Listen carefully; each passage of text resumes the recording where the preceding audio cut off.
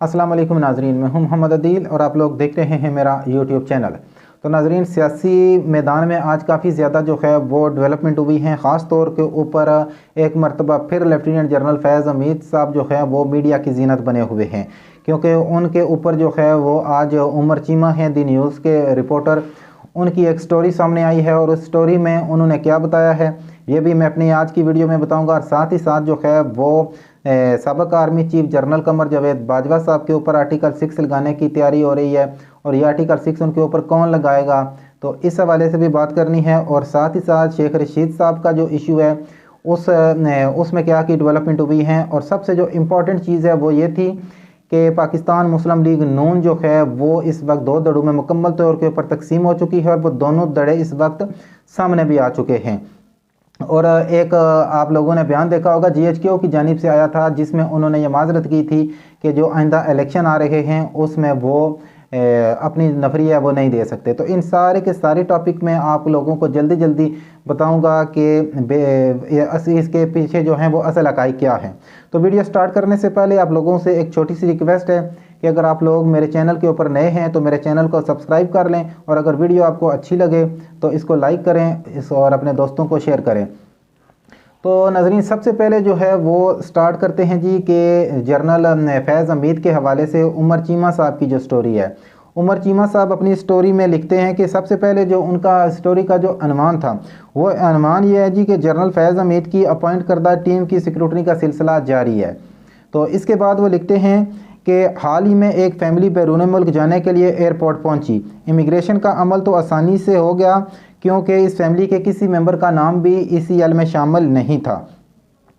तो जैसे ही ये लोग डिपार्चर लॉन में पहुंचे तो फैमिली के senior member colonel retired Liaqat Ali Wasim sahab के अलावा बाकी तमाम फैमिली मेंबर को बैरून मुल्क जाने की इजाज़त दे दी गई। लियाकत अली साहब जो हैं वो ISI इस्लामाबाद के सरबराह थे। वो जनरल फैज़ हमीद के ख़ास आदमी थे। मामलात तय करने के हवाले से उनके पास कुल इख्तियारात थे।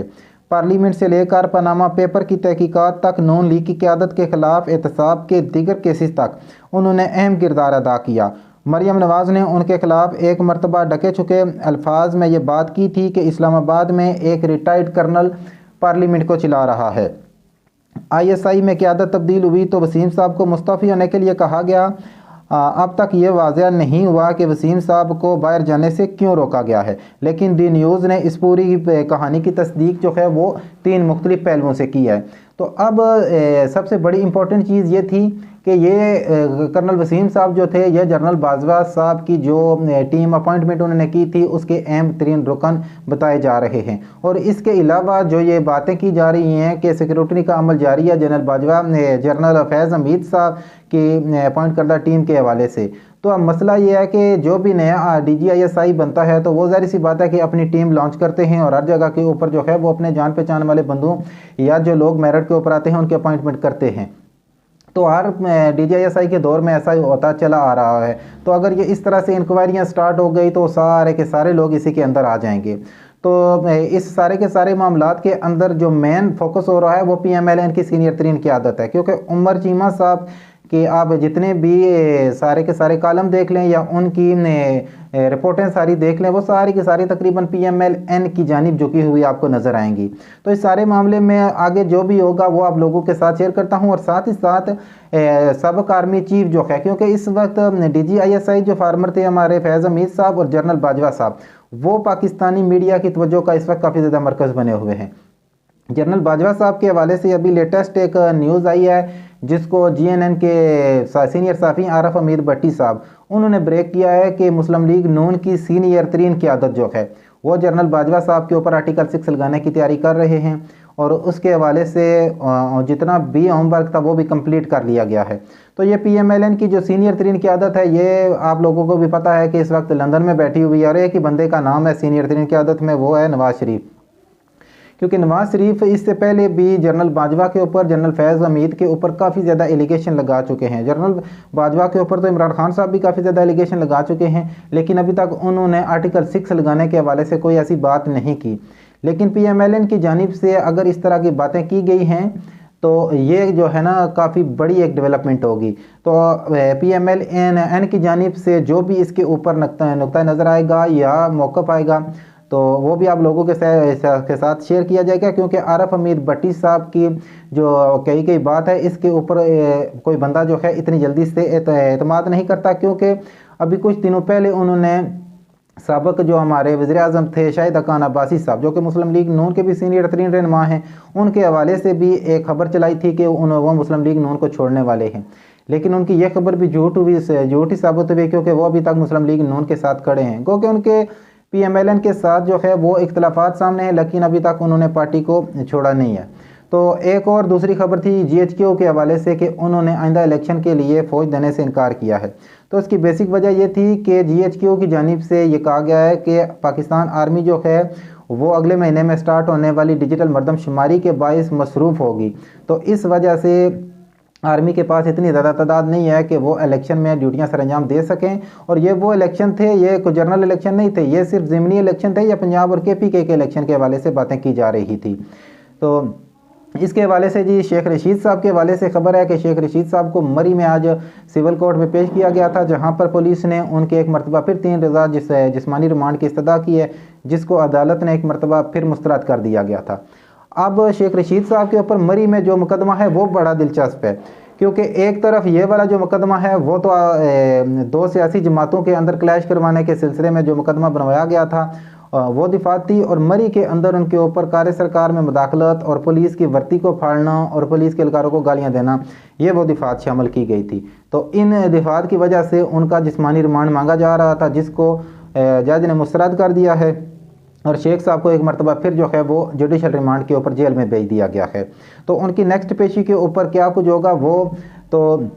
जो भी नेक्स्ट अपडेट आएंगी शेख रशीद साहब के केस के हवाले से, उससे भी वक्फे वक्फे से आप लोगों को आगाह रखूंगा। और आज की जो सबसे बड़ी और इम्पोर्टेंट न्यूज़ थी वो ये थी कि PMLN जो है वो 2 दड़ों में तकसीम हो चुकी है, और वो दोनों के दोनों दड़ों का तल्लक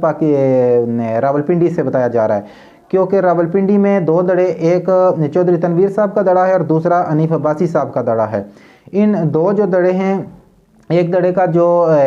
झुकाव है वो शहबाज शरीफ साहब की जानिब है, जो हनीफ अब्बासी साहब का दड़ा है, और जो दूसरा दड़ा है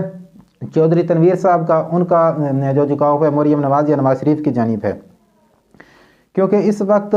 PMLN की जो नायब सदर मरियम नवाज़, वो इस वक्त पंजाब के मुख्तलिफ दौरों के ऊपर हैं, पार्टी के वर्कर कन्वेंशन से भी वो खिताब कर रही हैं, और साथ ही साथ जो है वो पार्टी को मुनज़्ज़म करने में भी अपना किरदार अदा कर रही हैं। तो इसी सिलसिले में मरियम नवाज़ जो है वो 19 फरवरी को रावलपिंडी में एक वर्कर कन्वेंशन से खिताब करने वाली हैं, जिसकी वजह से हनीफ अब्बासी साहब जो है वो इससे इख्तलाफात कर रहे थे, क्योंकि हनीफ अब्बासी साहब का कहना था कि मरियम नवाज़ को 19 के बजाय 26 फरवरी को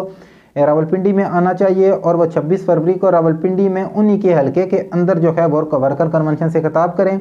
लेकिन मरियम नवाज़ साहिबा जो हैं वो अब 19 फरवरी को ही आएंगी, और वो चौधरी तनवीर साहब के हलके के अंदर वर्कर कन्वेंशन से खिताब करेंगी, और इस हवाले से जो है वो तैयारियां भी तकरीबन सारी मुकम्मल कर ली गई हैं। तो अब मसला ये बना हुआ है कि मरियम नवाज़ के जितने भी वर्कर कन्वेंशन के दौरे हैं वो सारे के सारे पहले से शेड्यूल के मुताबिक किए जा रहे हैं, वो पहले से तयशुदा हैं। क्योंकि ऐसा ये चीज़ नहीं है कि ये एकदम अचानक ये सारी चीज़ें हुए, एक दिन एक शहर में दूसरे शहर में, इस तरह नहीं होता। ये पूरे का पूरा एक प्लानिंग के तहत पूरी तैयारी के साथ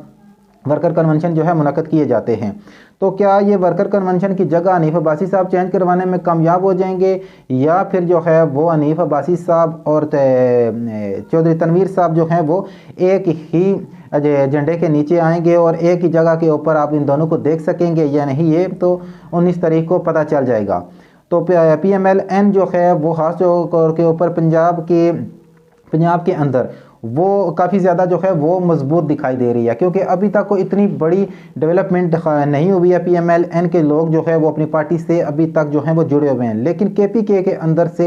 बगावत स्टार्ट हो गई है, और सरदार मेहताब अब्बासी जब जो कि बहुत ही सीनियर तरीन रहनुमा हैं PMLN के, वो भी इस वक्त तकरीबन पार्टी से दिल बर्दाश्ता हैं। और जितने भी PMLN के सीनियर तरीन रहनुमा हैं वो मरियम नवाज़ की अपॉइंटमेंट से काफ़ी ज़्यादा दिल बर्दाश्ता हैं। और सिर्फ ये आप लोग देखेंगे कि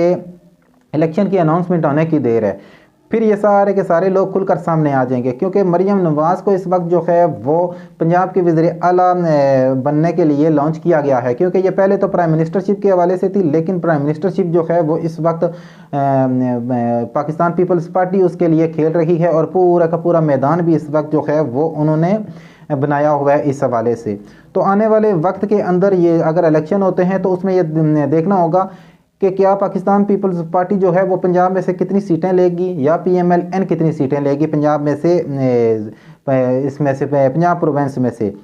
क्या ये दोनों पार्टियां वफाक के अंदर या पंजाब के अंदर अपनी पार्टी अपनी हुकूमत बनाने में कामयाब भी होंगी या इनके जितने भी प्लानिंग है ये सारी की सारी दरी रह जाएंगी। तो आज की वीडियो में इतना ही, मिलता हूँ नेक्स्ट वीडियो में, तब तक के लिए अल्लाह हाफिज़।